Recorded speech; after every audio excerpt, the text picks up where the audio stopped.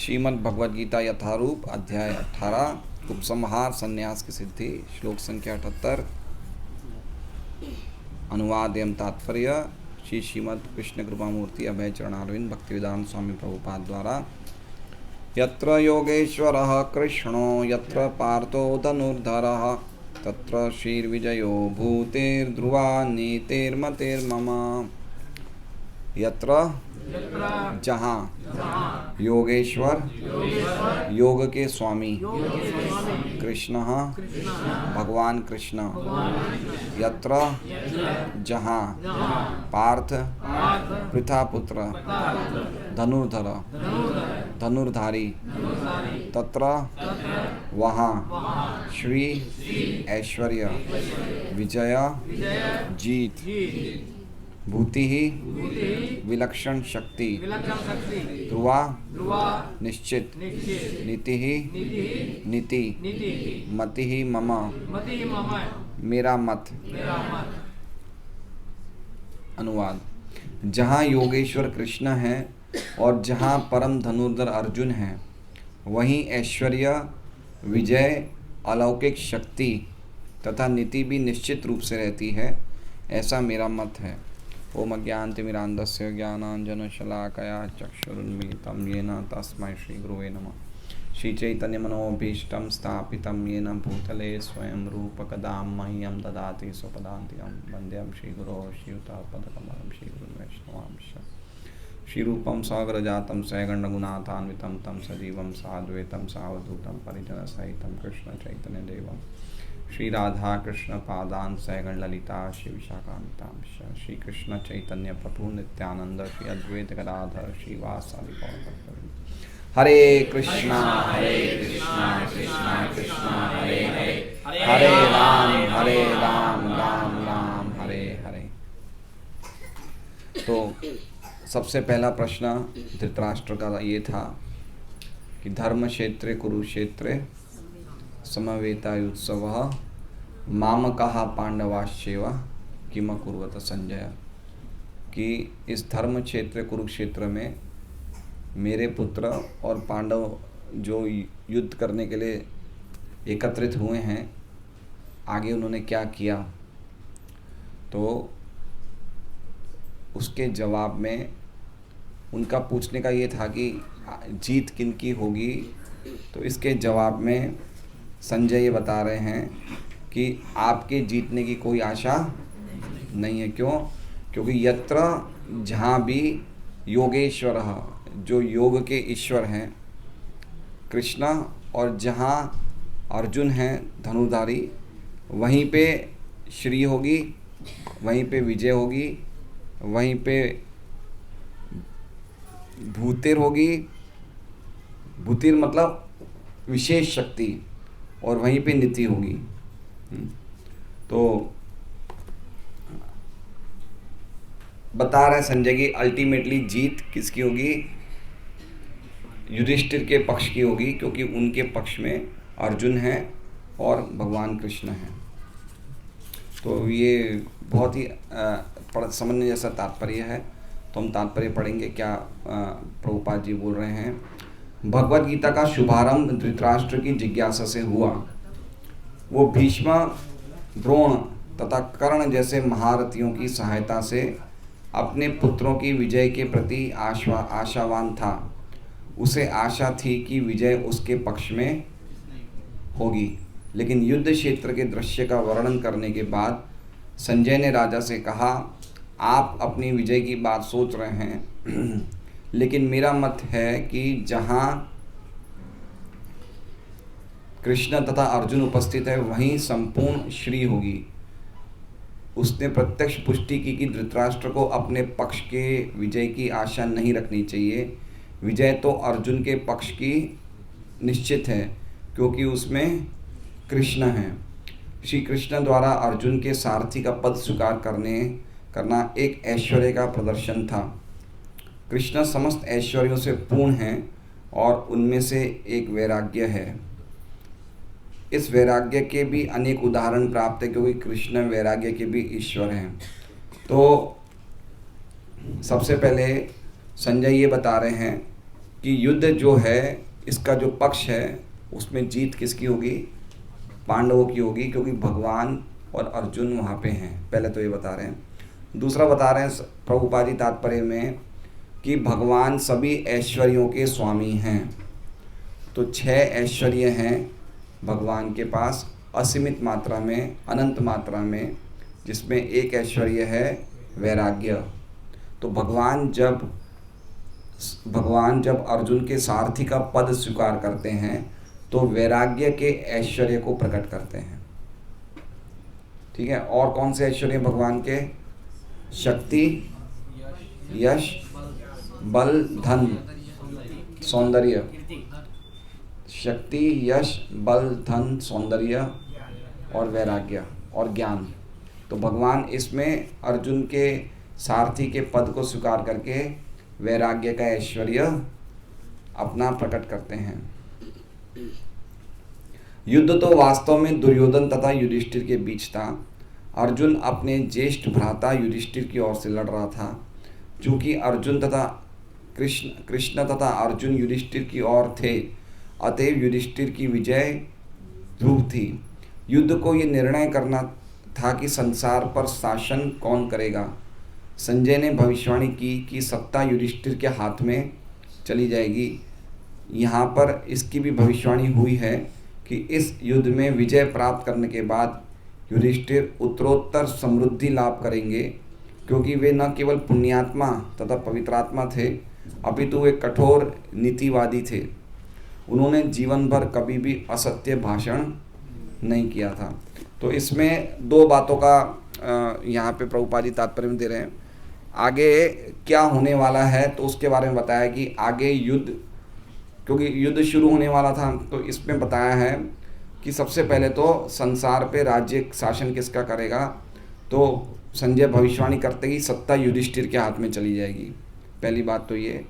और दूसरी वो कह रहे हैं कि युद्ध में विजय प्राप्त करने के बाद युधिष्ठिर और ज़्यादा उत्तरोत्तर और ज़्यादा वो समृद्धि को प्राप्त करेंगे। क्यों समृद्धि को प्राप्त करेंगे? क्योंकि वे केवल पुण्यात्मा और पवित्र आत्मा नहीं थे, अपितु वे कठोर नीतिवादी भी थे। क्या नीति थी? उन्होंने अपने कभी भी जीवन भर कभी भी असत्य नहीं कहा। तो इसमें युधिष्ठिर की भी 2 भविष्यवाणी युधिष्ठिर के बारे में करी जा रही है कि वो पूरे संसार का शासन संभालेंगे। मतलब महाराज परीक्षित तक इस संसार के एक ही राजा हुआ करते थे। पूरे ब्रह्मांड का, पूरे जगत के एक ही राजा हुआ करते थे और उनके अंदर अलग अलग राजा थे। तो युधिष्ठिर जो होंगे वो सम्राट बनेंगे और सम्राट बनने के पश्चात वो पूरी तरह से समृद्धि को प्राप्त करेंगे और समृद्धि उनकी और ज़्यादा बढ़ती जाएगी, क्योंकि वो पुण्यशाली थे, वे पवित्र आत्मा थे और वो नीतिवान थे और उन्हें कभी भी जीवन में सत्य नहीं कहा था, असत्य नहीं कहा था, सॉरी। अब इसमें आगे प्रभुपाद जी तात्पर्य बता रहे हैं कि लोगों की जो गलतफहमी है, क्या गलतफहमी है? ऐसे अनेक अल्पज्ञ व्यक्ति हैं जो भगवत गीता को युद्ध स्थल में 2 मित्रों की वार्ता के रूप में ग्रहण करते हैं, लेकिन ऐसा ग्रंथ कभी भी शास्त्र नहीं बन सकता है। कुछ लोग विरोध कर सकते हैं कि कृष्ण ने अर्जुन को युद्ध करने के लिए उकसाया, जो अनैतिक था। तो हम देखते हैं कभी कभार कुछ लोग गीता का ये चित्र नहीं रखते हैं घर में, भगवान रथ पे बैठे हैं और अर्जुन बैठा है और वो कहते हैं कि इससे ये चित्र रखने से लड़ाई होती है, अनैतिक है ये। लेकिन ऐसा नहीं है। इसमें क्लियर कर रहे हैं प्रभुपाद जी तात्पर्य में कि ये ऐसा खाली लड़ाई का सीन नहीं है, ये सबसे संपूर्ण नीतिवान शास्त्र है। क्यों नीतिवान शास्त्र है? क्योंकि भगवत गीता अनैतिक है, लेकिन वास्तविकता तो ये कि भगवत गीता नीति का परम आदेश है। और ये नीति का सबसे परम नीति क्या है? तो उसमें गीता में एक श्लोक को 2 बार कहा गया है। 9वें अध्याय के अंत में कहा गया है पहली लाइन, और 18वें अध्याय में भी ये कहा गया है। क्या है ये नीति का जो परम नीति है? वो है मन मना भव मद भक्तो मद्याजी माम नमस्करु। तो ये सबसे बड़ी नीति है और मनुष्य को कृष्ण का भक्त बनना चाहिए और सारे धर्मों का सार है कृष्ण की शरणागति, सर्वधर्मान परित्यज्य मामेकम शरणं व्रज। भगवद गीता का आदेश धर्म तथा नीति की परम विधि है। अन्य सारी विधियां भले ही शुद्ध करने वाली तथा इस विधि तक ले जाने वाली हो, लेकिन गीता का अंतिम आदेश समस्त नीतियों तथा धर्मों का सार वचन है। कृष्ण की शरण ग्रहण करो या कृष्ण को आत्मसमर्पण करो। ये 18वें अध्याय का मत है। मत है मतलब 18वें अध्याय का सार क्या है? भगवान की शरणागति स्वीकार करो और सदैव भगवान के भक्त बने रहो, भगवान का चिंतन करो। अब इसमें आगे तीन बातें बताई है तात्पर्य में प्रभुपाद जी कि एक हो है गुह्य ज्ञान, एक होता है गुह्यतर ज्ञान और एक होता है गुह्यतमम ज्ञान। तो गुह्य ज्ञान के बारे में प्रभुपाद जी कह रहे हैं कि भगवद गीता से हमें ये समझ सकते हैं कि ज्ञान तथा ध्यान द्वारा अपनी अनुभूति एक विधि है, लेकिन कृष्ण की शरणागति सर्वोच्च सिद्धि है। ये भगवद गीता के उपदेशों का सार है। वर्णाश्रम धर्म के अनुसार अनुष्ठानों कर्मकांड का मार्ग ज्ञान का गुह्य मार्ग हो सकता है। ठीक है, तो वर्ण और आश्रम के अनुसार अपनी अपनी ड्यूटी करना, अपने अपने कार्यों को करना, वो ज्ञान का गुह्य भाग है, वो एक गुह्य चीज़ है। लेकिन इससे बढ़कर क्या, इससे गुह्यतर क्या है? लेकिन धर्म के अनुष्ठान के गुह्य होने पर भी ध्यान तथा ज्ञान गुह्यतर है। ध्यान और ज्ञान के अनुशीलन से अपना साक्षात्कार करना इससे और ऊंचा है।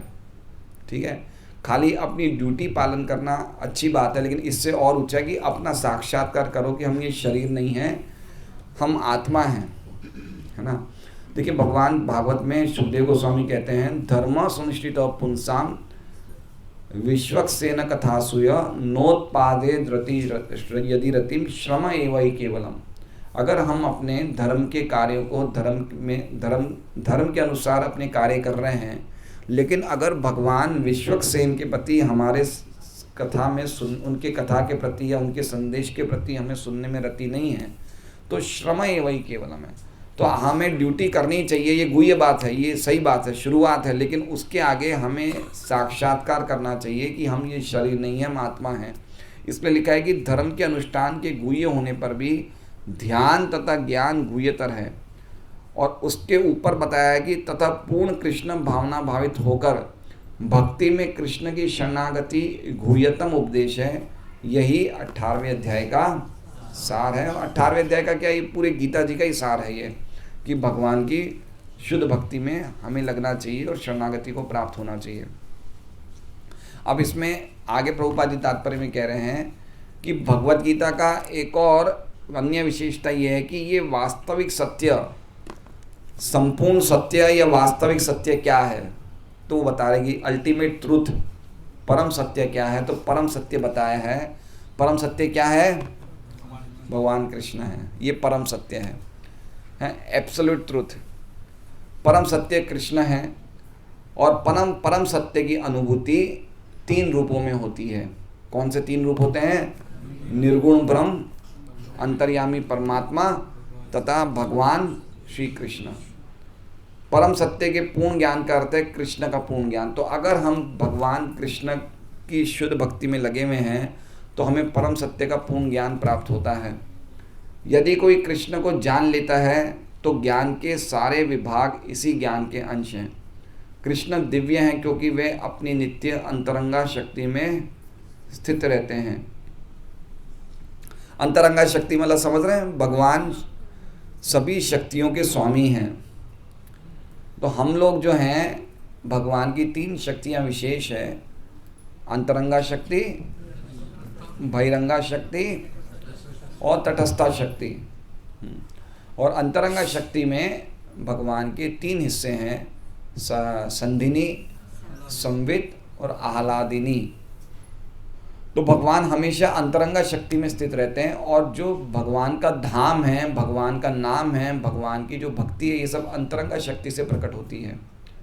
ठीक है। और हम लोग जो हैं, हम लोग तटस्था शक्ति से प्रकट होते हैं। तटस्था शक्ति मतलब हम चाहें तो भगवान की अंतरंगा शक्ति का आश्रय ले सकते हैं, या फिर हम चाहें तो भगवान की बहिरंगा शक्ति का आ सकते हैं। बहिरंगा मतलब भगवान की माया शक्ति।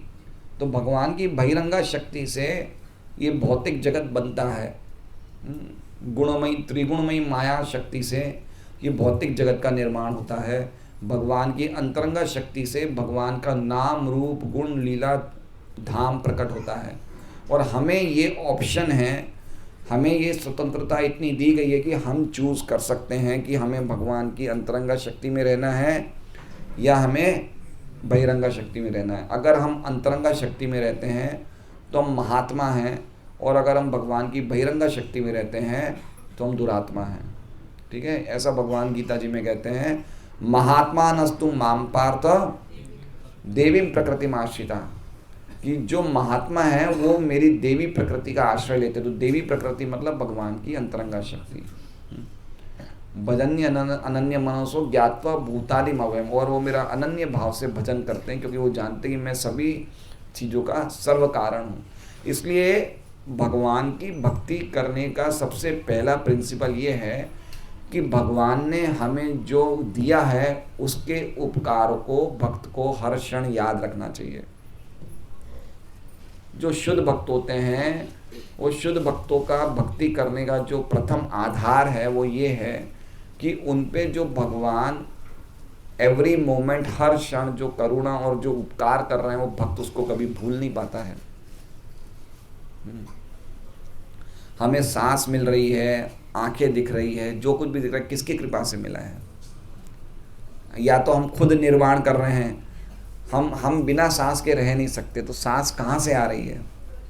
हम सांस बना सकते हैं क्या? हमें हर समय पे थोड़े थोड़े समय में जल चाहिए, खाने को प्रसाद चाहिए, कोई भी चीज़ हम निर्माण कर रहे हैं क्या? कुछ व्यक्तियों को कितना ऐश्वर्य मिलता है, अच्छा घर मिलता है, किसी को अच्छा ज्ञान मिलता है, किसी को सौंदर्य मिलता है, तो ये सब चीज़ें हमारे खुद से आ रही है क्या? तो जिससे आ रही है तो उसके कितनी बड़ी करुणा है। तो जब भगवान की करुणा का भक्त साक्षात्कार करता है तो भगवान का गुणगान किए बिना वो रह नहीं सकता है। इसलिए भक्ति का मेन प्रिंसिपल है, समझना चाहिए कि हम बड़े तुच्छ है, भगवान इतने महान है और भगवान की करुणा हर क्षण हम पे हो रही है। तो ये भक्त को, ये एक व्यक्ति को पूरा स्वतंत्रता है कि वो चूज़ करे कि हमें भगवान की अंतरंगा शक्ति में स्थित रहना है और भक्ति करना है, या फिर हम भगवान को भूल जाएं और भगवान की बहिरंगा शक्ति में स्थित रहें। भगवान हमेशा अंतरंगा शक्ति में स्थित रहते हैं। भगवान कभी भी माया में स्थित नहीं है, माया को छूते भी नहीं है भगवान।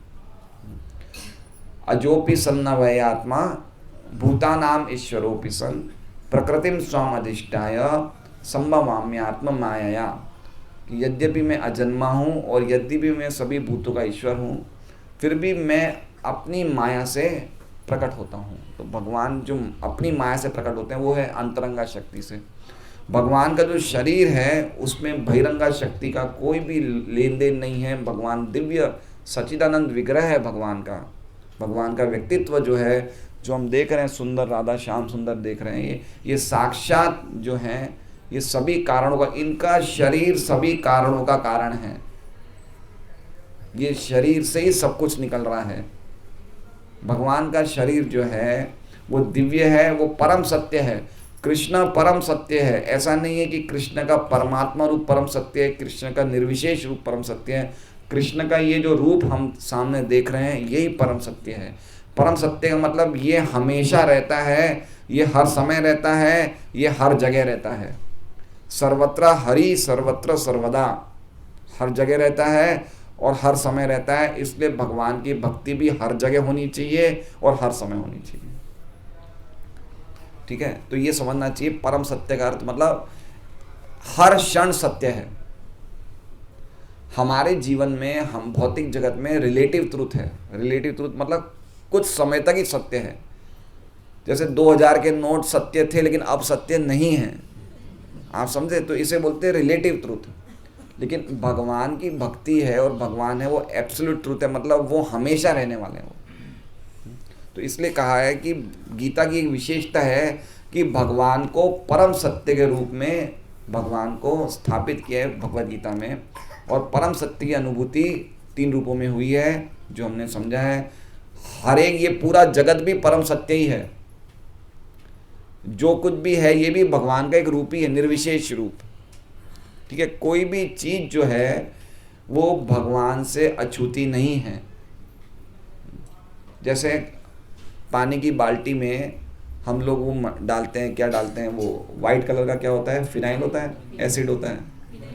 तो एक बूंद जैसे ही हम डालते हैं तो पूरा पानी मिल्की हो जाता है ना। तो जैसे ही भगवान इस भौतिक जगत में प्रकट होते हैं तो पूरी जगह सर्वव्याप्त हो जाते हैं। ठीक है, सब जगह व्याप्त हो जाते हैं। तो ये भगवान का सर्वव्यापी रूप है। ये सर्वव्यापी रूप है। ये भौतिक जगत में भगवान सभी जगह अपने निर्विशेष रूप में सभी जगह व्याप्त हैं। तो भक्तों का सबसे पहला विजन ये होना चाहिए कि भगवान सब जगह हैं। यो माम पश्यति सर्वत्र सर्वम च मयि पश्यति तस्य हम न प्रणश्यामि सच न मे न प्रणश्यति। जो सब कुछ मेरे में देखता है और मुझे सब जगह देखता है। ये भक्त का एक विजन होना चाहिए। ऐसे भक्तों के लिए भगवान कभी भी ओझल नहीं होते, कभी भी मिसिंग नहीं होते हैं। अनन्य चेता सततम यो माम स्मृति नित्य तस्य हम सुलभ पार्थ नित्य युक्त से योगिना। तो इसलिए ये जो भगवान का निर्विशेष रूप है, निर्विशेष रूप में भगवान सब जगह व्याप्त हैं। ठीक है, और उससे ऊपर जो रूप है वो है अंतर्यामी परमात्मा रूप में, जहाँ भगवान सबके हृदय में, भगवान सबके हृदय में, अणु में, सब जगह, परमाणु में, अणु में, सब जगह भगवान स्थित हैं। वो कौन सा रूप है? वो परमात्मा रूप है। और तीसरा रूप जो है भगवान का सर्व ऐश्वर्य, षट ऐश्वर्य, भगवान साक्षात भगवान। ठीक है, तो कैसे समझेंगे? जैसे जैसे हम भक्ति में प्रगति करेंगे वैसे वैसे हम समझेंगे कि भगवान एक व्यक्ति हैं, भगवान सभी ऐश्वर्य से पूर्ण हैं। ठीक है, तो एग्जाम्पल प्रभुपाद जी कैसे देते हैं? जैसे हम हिल स्टेशन पे जा रहे हैं, हम कोई हिल स्टेशन जाएंगे तो दूर से हम क्या देखते हैं कि हमें खाली बादल दिख रहे हैं, लेकिन हम थोड़ा पास जाते हैं तो हम देखते हैं बादलों के पीछे पहाड़ भी है, पहाड़ में कुछ घर भी हैं, घर भी दिखते हैं, पहाड़ भी दिखते हैं। और बहुत पास जाते हैं, बिल्कुल हिल स्टेशन के पास जाते हैं तो हम देखते हैं घर में कुछ लोग रह भी रहे हैं, आपस में कुछ कार्य भी हो रहा है। एक और एग्जांपल देते हैं, जैसे हम रेलवे स्टेशन पे खड़े हैं तो दूर से ट्रेन आ रही है तो हमें खाली लाइट दिखती है। तो लाइट कैसे हो गई? ये निर्गुण भ्रम की तरह लाइट हो गई। लेकिन जब पास में हम देखते हैं तो देखते हैं लाइट के साथ साथ एक इंजन भी है। और बिल्कुल पास जब ट्रेन आ जाए तो हम देखते हैं लाइट भी है, इंजन भी है, कुछ डब्बे भी हैं, कुछ यात्री भी हैं, कुछ खा रहे हैं, पी रहे हैं, मौज मस्ती कर रहे हैं, हंस रहे हैं। तो उसी प्रकार से एक ही चीज़ को देख रहे हैं, लेकिन हमारे विजन कितने हैं? 3 हैं, देख रहे हैं एक ही चीज़ को। तो उसी प्रकार से कुछ लोग ज्ञानी हैं जो निर्गुण ब्रह्म के उपासक हैं, कुछ योगी हैं जो परमात्मा के उपासक हैं, और कुछ भक्त हैं जो भगवान के उपासक हैं।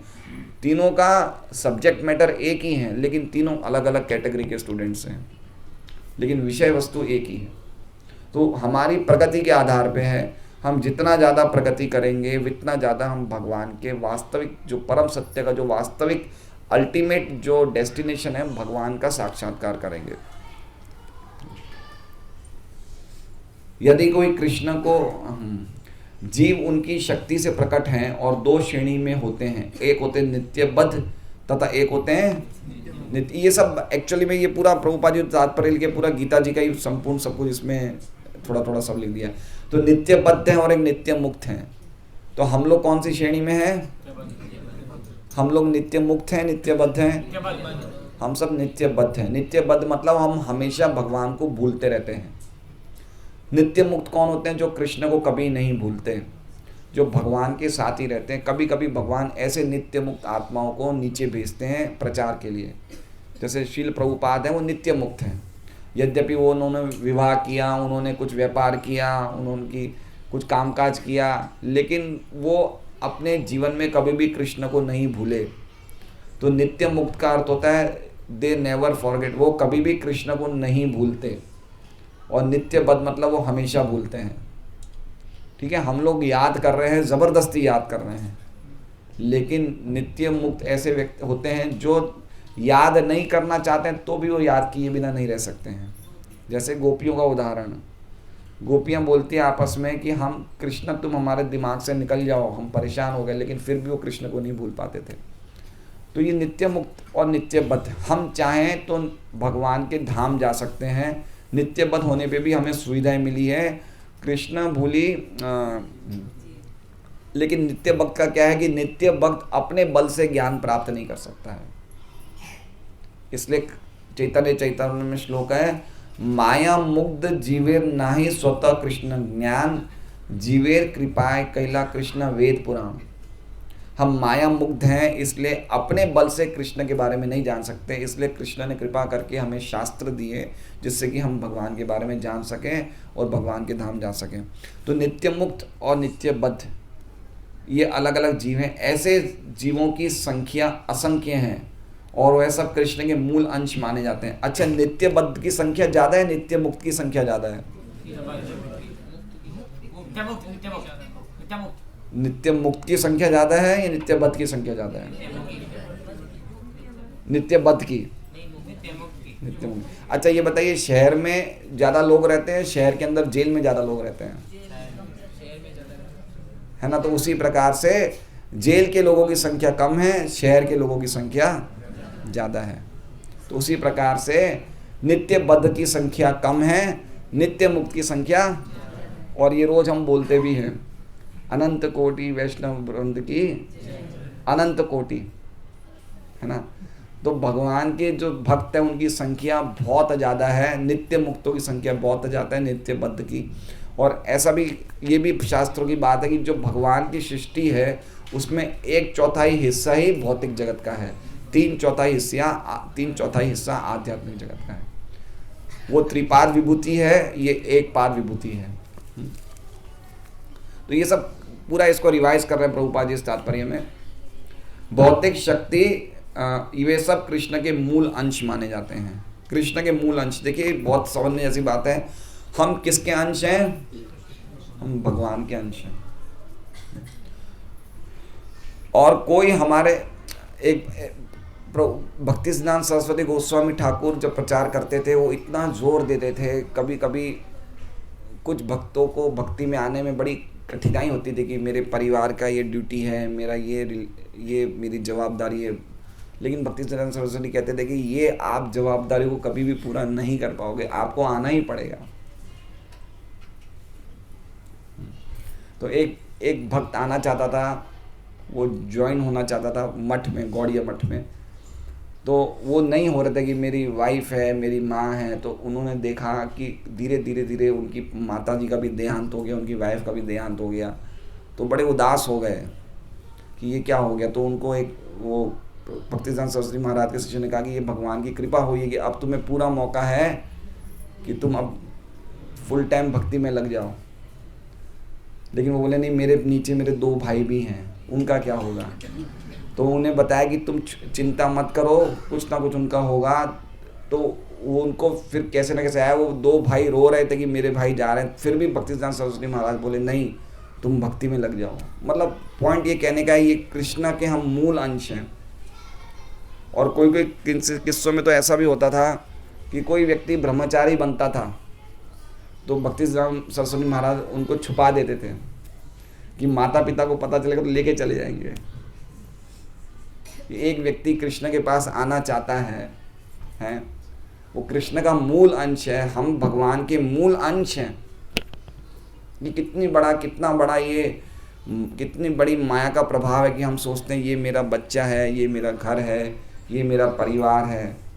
प्रभुपाद जी एग्जाम्पल देते हैं कि हिंदू मुसलमान में बहुत झगड़े हुए कलकत्ता में आज़ादी के टाइम पे, लेकिन जब हिंदू और मुसलमान मारे गए तो सबकी डेड बॉडियाँ एक साथ ट्रक में लाद के जब फेंक दी जाती। तब कोई भेद नहीं था कि ये हिंदू है, ये मुसलमान है, वो सब शरीर ही शरीर है। तो हम लोग जीवित रहते तो बड़ा भेद करते हैं, ये मैं हूँ, ये मेरा बच्चा है, ये मेरा परिवार है। लेकिन एक बार शरीर छूट जाता है उसके बाद सब कुछ हम भूल जाते हैं। तो इसलिए समझना चाहिए कि कुछ समय के बाद हमें संपूर्णतः भगवान की तीव्र भक्ति में लगना चाहिए, क्योंकि हम भगवान के मूल अंश हैं। ममई वांचो जीवलोके, हम कृष्ण के ही अंश हैं, कृष्ण के ही अंश हैं हम। कितनी बड़ी बात है, कितना हमारे लिए ये कितनी खुशी की बात है, हम कृष्ण के अंश हैं। कृष्ण कौन है? सभी ऐश्वर्य से पूर्ण है और हम उनके बच्चे हैं, हम उनके अंश हैं। तो हमारा ये हमारा अधिकार है कि हम भगवान की पास जाएं, भगवान की शुद्ध भक्ति करें। तो उसके लिए हमें पूरा प्रयास करना चाहिए, पूरा प्रयास करना चाहिए। भौतिक शक्ति 24 प्रकार से प्रकट होती है। 24 प्रकार से प्रकट होती है मतलब समझ रहे हैं? भौतिक शक्ति 24 प्रकार से प्रकट होती है। मदन लसा माता जी बताएंगे 24 प्रकार से प्रकट होती है। सपना माता जी, आप आज हमारे सत्संग केंद्र को आपने आज पवित्र कर दिया। आपने वेशु के आप आए हैं, यहाँ से पधारे हैं। 24 क्या बताइए? 24 प्रकार से प्रकट होती है मतलब? हाँ, 5 ज्ञानेंद्रियां, 5 कर्मेंद्रियां, ये 10 हो गए। 5 इंद्रिय विषय, ये 15, एक मन 16, और भूमि जल अग्नि वायु आकाश 16 और 5 21, ठीक है। और फिर बुद्धि 22, अहंकार 23, और मन तो पहले ही आ गया। और 24 है भौतिक चेतना, जिससे व्यक्ति अपनी पहचान शरीर से करता है। तो भौतिक प्रकृति जो है वो ये 24 रूपों में प्रकट होती है। समझ रहे हैं? समझ रहे हैं बात को? भौतिक शक्ति अपना विस्तार इन 24 रूपों में करती हैं।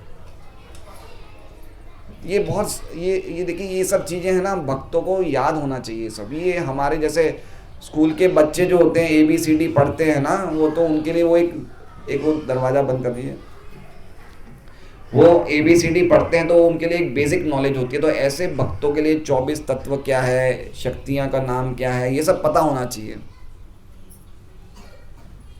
ये बहुत सिंपल बातें हैं। 5 कर्मेंद्रिया, 5 ज्ञानेंद्रिया, 5 इंद्रिय विषय, मन बुद्धि अहंकार भौतिक चेतना, ये 24 तत्वों के ऊपर जो 25वां तत्व है, ये 24 तत्व जड़ तत्व हैं। ये 24 तत्व क्या है? जड़ तत्व हैं। इसके ऊपर 25वां तत्व है, वो क्या है? आत्मा। और 26वां तत्व क्या है? परमात्मा। वो 2 आध्यात्मिक तत्व हैं, बाकी 24 तत्व जड़ हैं। जो सांख्य योग का विषय है वो 24 तत्वों तक ही सीमित है। आत्मा और परमात्मा तक वो नहीं जाते हैं, वे 24 तत्वों तक जाते हैं। तो भौतिक प्रकृति 24 प्रकार से प्रकट होती है। सृष्टि शाश्वत काल द्वारा प्रभावित होती है। ये 24 तत्व हैं, इन पे काल जब लाइट डालता है तो ये एक्टिंग शुरू करती है। समझ रहे हैं आप बात को? काल के द्वारा प्रभावित होती है मतलब काल जब कार्य कर रहा है, काल जब वर्तमान भूत और भविष्य में काम करता है, तो ये 24 तत्व काम करने शुरू कर देते हैं। जैसे आप समझिए, हमारी कोई मशीनरी है, तो हम जैसे ही बटन चालू करते हैं अलग अलग हिस्से काम करने शुरू कर देते हैं। तो उसी प्रकार से काल के द्वारा ये 24 तत्व प्रभावित होते हैं। पॉइंट समझ रहे हैं? काल के एक्शन से 24 तत्व काम करना शुरू कर देते हैं। तो अल्टीमेटली ये 24 तत्वों का कारण क्या है? काल है। और काल क्या है? भगवान का एक रूप है। और बहिरंगा शक्ति द्वारा इसका सृजन तथा संहार होता है। ये दृश्य जगत पुनः पुनः प्रकट तथा अप्रकट होता रहता है। पुनः पुनः प्रकट होता है, कुछ समय रहेगा, उसके बाद अप्रकट हो जाएगा, करोड़ों सालों के बाद फिर वापस प्रकट हो जाएगा। ठीक है? ये बार बार आता है, बार बार चला जाता है, और कुछ समय के बाद वापस प्रकट होता है। समझ रहे बात को? ये हमेशा नहीं रहता है। ये सृष्टि जो है, देखिए 5 विषय हैं, जो गीता के 5 विषय हैं: जीव, ईश्वर, काल, प्रकृति और कर्म। तो इसमें 4 तो सनातन हैं, एक सनातन नहीं है। क्या सनातन नहीं है? कर्म।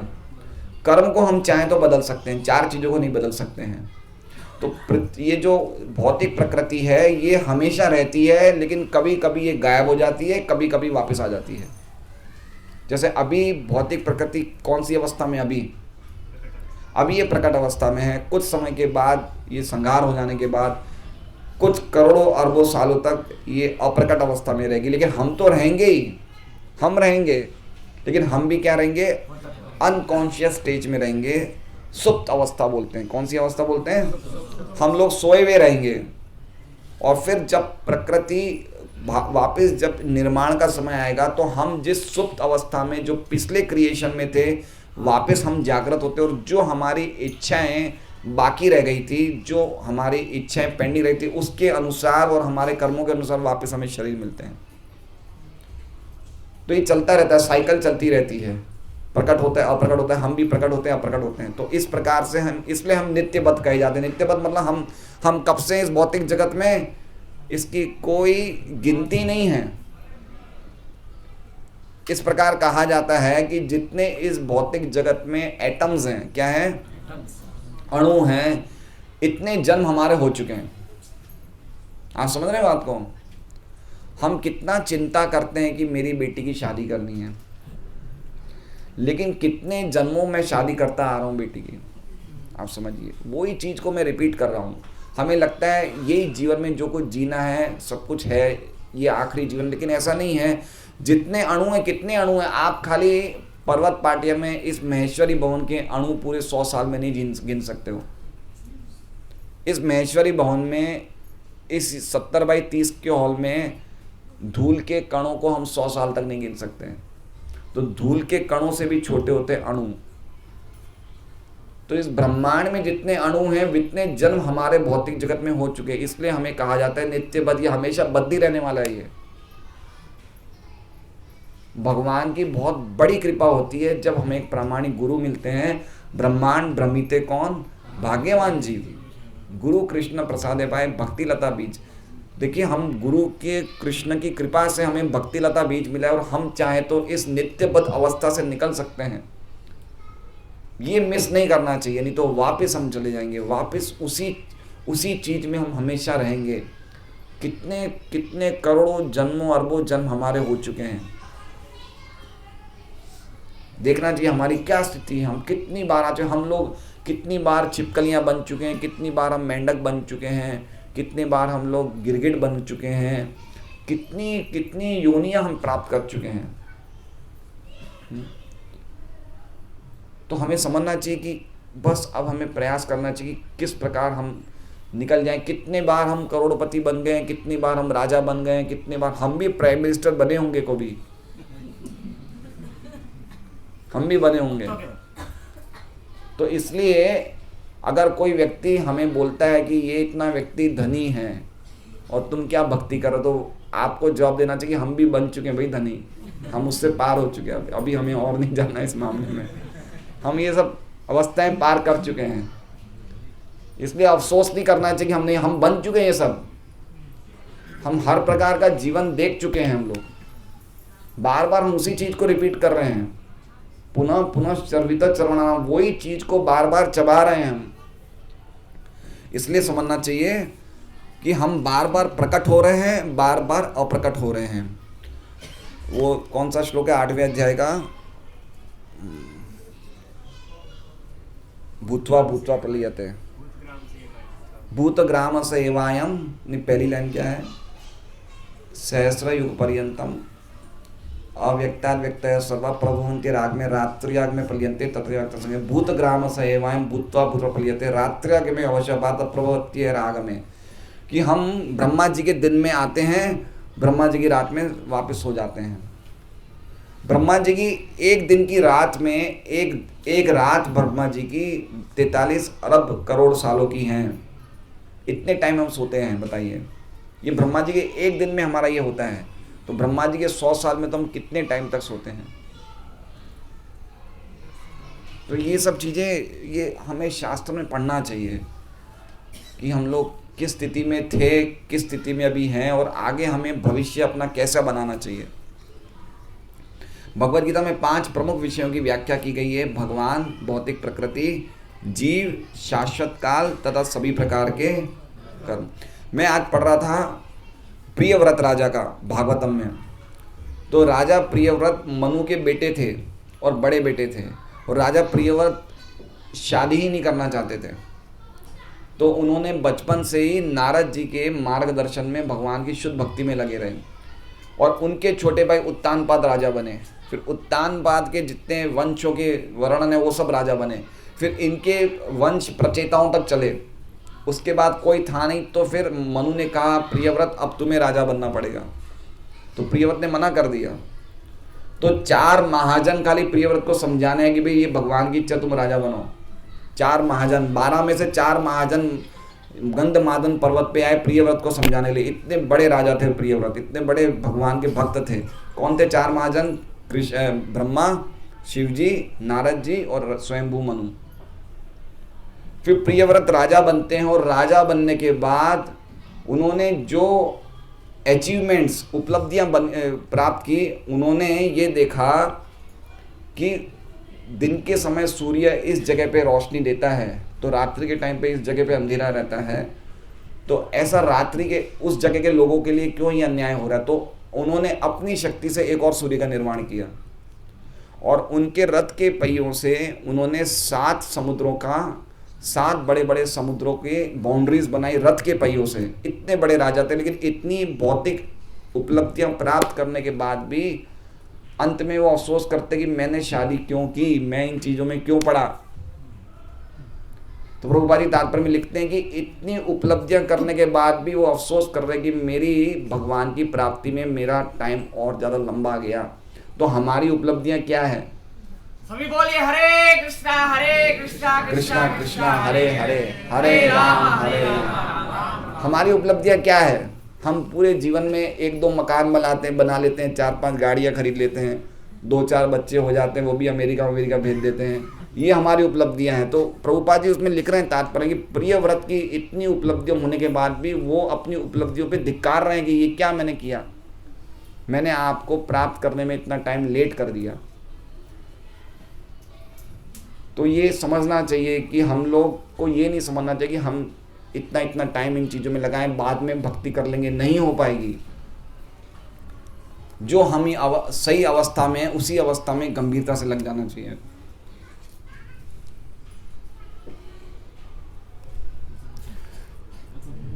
सब कुछ भगवान कृष्ण पर आश्रित हैं। तो काल समझिए 5 विषयों की चर्चा है, जीव, ईश्वर, काल, प्रकृति और कर्म। इसमें एक चीज़ टेम्पररी है, क्या है? कर्म। कर्म क्यों टेम्पररी है? क्योंकि कर्मों को हम चाहें तो भक्ति में बदल सकते हैं, वो हमें करना चाहिए। वो सब कुछ भगवान कृष्ण पर आश्रित हैं। परम सत्य की सभी धारणाएं, निराकार ब्रह्म, अंतर्यामी परमात्मा तथा अन्य दिव्य अनुभूतियां भगवान के ज्ञान की कोटि में सन्निहित हैं। यद्यपि ऊपर से भगवान, जीव, प्रकृति तथा काल भिन्न प्रतीत होते हैं, लेकिन ब्रह्म से कुछ भी भिन्न नहीं। मतलब समझ रहे हैं, कृष्ण में सब कुछ है। कृष्ण में जीव, काल, ईश्वर, प्रकृति, कर्म, सब कुछ कृष्ण में, शरीर में सब कुछ है। इसलिए कृष्ण को परम सत्य कहते हैं। कृष्ण से कुछ भी अलग नहीं है। हमारी इंद्रियां, हमारा वर्क करने का पैटर्न, हमारी सोचने की भावनाएं, जो कुछ भी है सब कुछ कृष्ण में सब कुछ पहले से ही है। इसलिए कोई भी चीज कृष्ण से स्वतंत्र नहीं है। इसलिए कृष्ण को परम सत्य कहा गया है। परम सत्य शब्द और भगवान शब्द में अंतर है। भागवतम जो है वो परम सत्य पे केंद्रित है, भगवान पे केंद्रित नहीं है। अगर आप भागवतम पढ़ेंगे तो उसमें सबसे पहले लिखा है ये भागवतम परम सत्य को पॉइंट आउट करती है। पहले प्रभुपाद जी उसमें लिखते हैं, वो उसमें शुरू में क्या बोलते हैं उसे, आमुख में बोलते हैं कि परम सत्य पे केंद्रित है ये। तो परम सत्य कृष्ण से ही सब कुछ आ रहा है। यद्यपि ऊपर से भगवान, हाँ, लेकिन ब्रह्म सदैव समस्त वस्तुओं से भिन्न है। तो भगवान से कुछ अभिन्न भी नहीं है और भगवान सबसे भिन्न भी हैं। ऐसा नहीं समझना चाहिए कि भगवान से कुछ भी अभिन्न है तो भगवान का रूप ही नहीं है। सब कुछ भगवान से अभिन्न होते हुए भी भगवान किसी से मिक्स नहीं होते हैं। ठीक है, ऐसा नहीं समझना चाहिए भगवान, जैसे एक एग्जाम्पल दिया जाता है कि एक बहुत बड़ी फैक्ट्री के मालिक हैं, वो अपनी शक्तियों से उस फैक्ट्री में सब कुछ जो कुछ भी हो रहा है जानते हैं, लेकिन इसका मतलब नहीं है कि उनका फैक्ट्री में रहना ज़रूरी है। वो अपने खुद के घर में बैठे बैठे भी सब कुछ जानते हैं। तो उसी प्रकार से भगवान इस भौतिक जगत में जो कुछ भी हो रहा है सब कुछ जानते हैं, लेकिन ऐसा ज़रूरी नहीं है कि वो उनका कोई रूप ही नहीं है। वो सब कुछ इस भौतिक जगत में सब कुछ जानते हुए भी उनका एक अलग अपना निवास स्थान है, अलग उनके रहने की जगह है।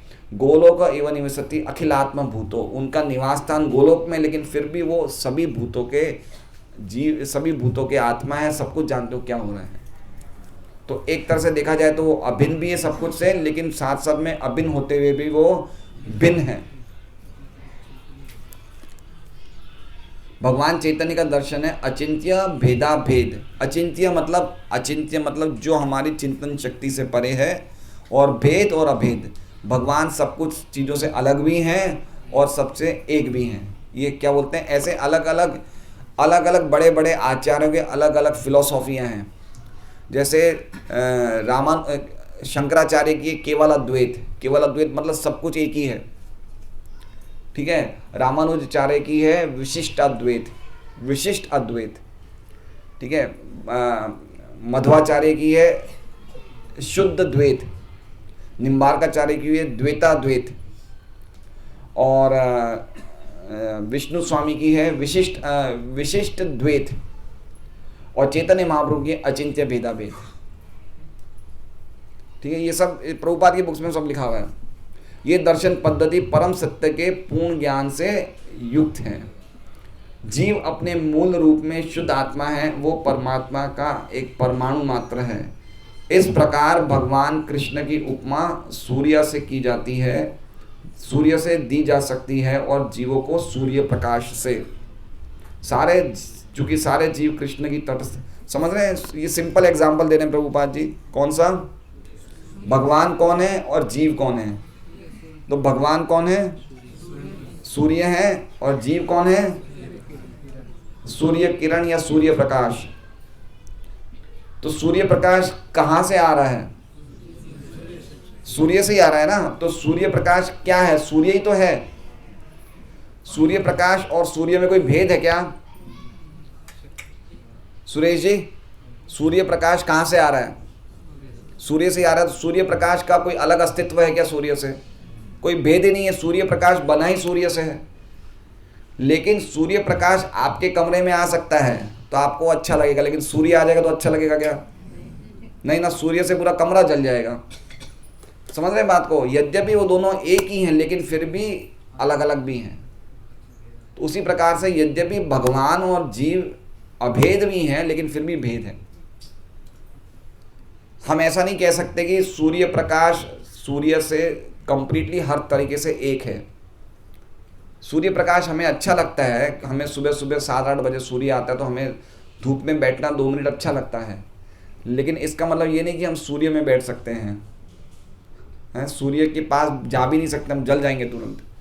तो यद्यपि वो एक है लेकिन अलग भी हैं। तो उसी प्रकार से भगवान और आत्मा, परमात्मा और आत्मा यद्यपि एक भी हैं लेकिन अलग भी हैं। इसे कहते हैं अचिंत्य भेदाभेद।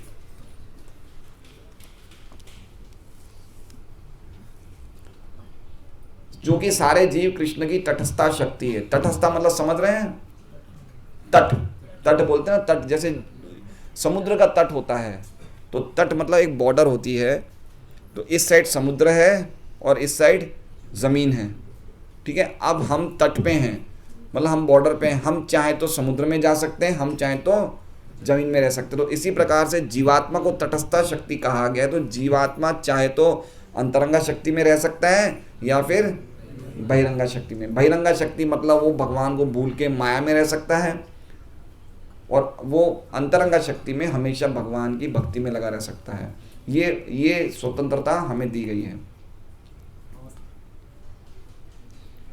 अतएव उनका संसर्ग भौतिक शक्ति अपरा या आध्यात्मिक शक्ति परा से होता है।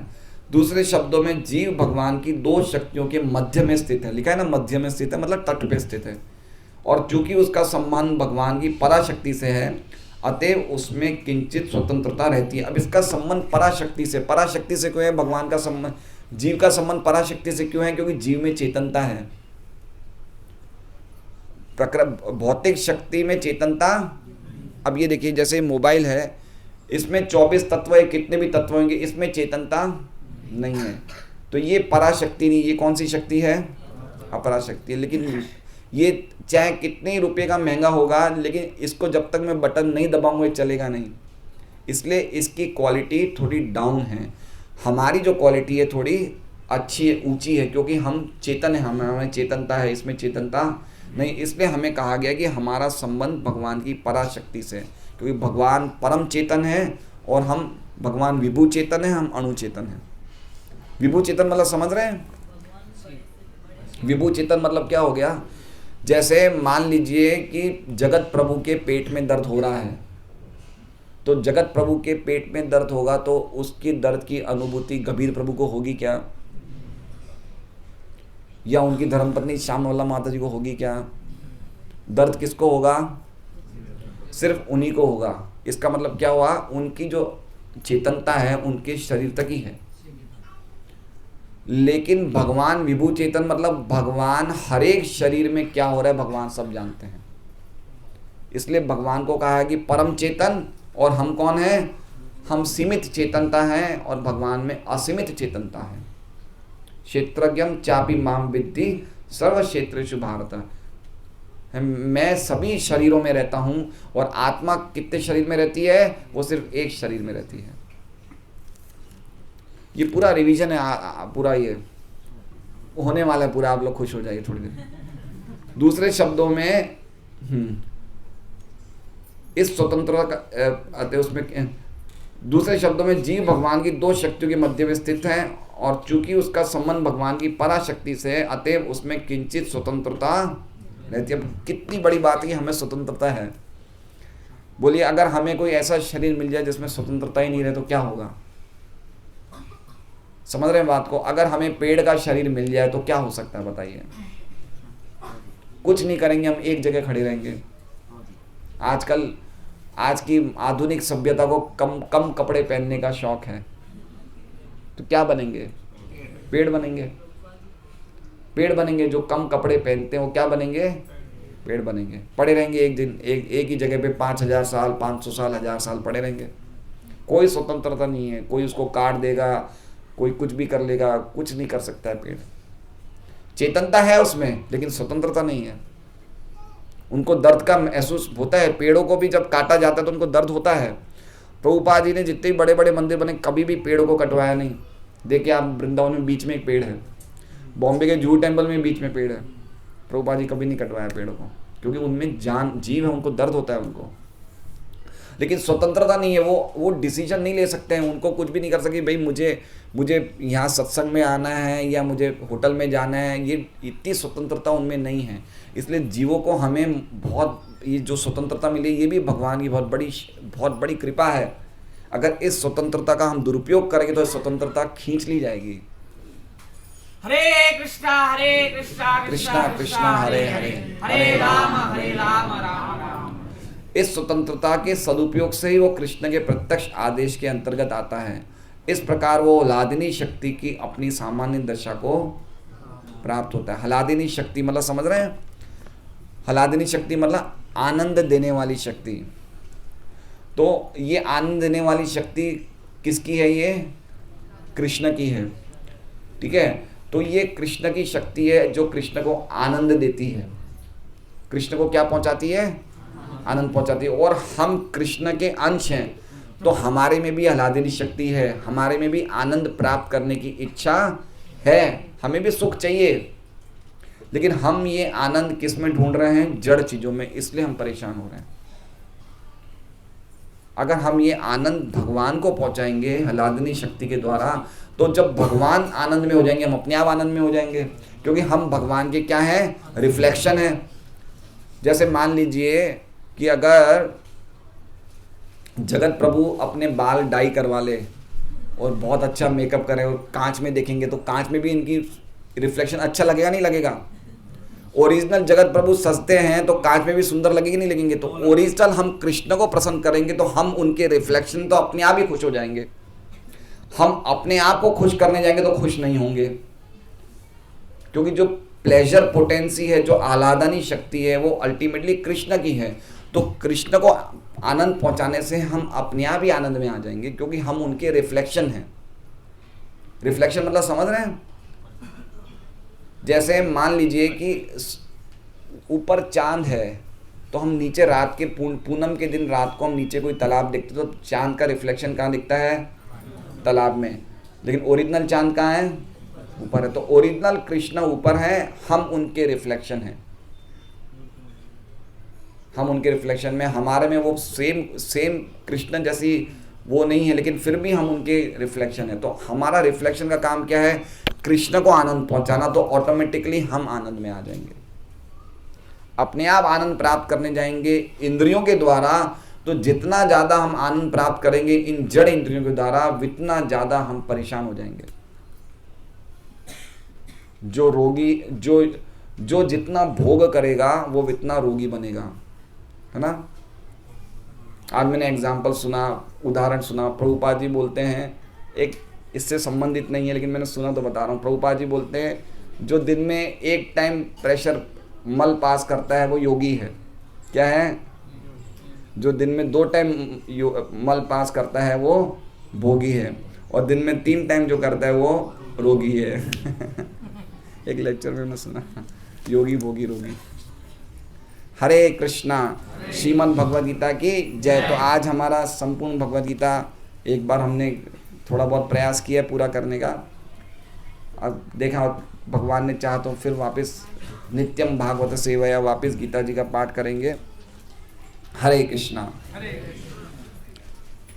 पहली क्लास हमारी कब थी मुझे याद नहीं है,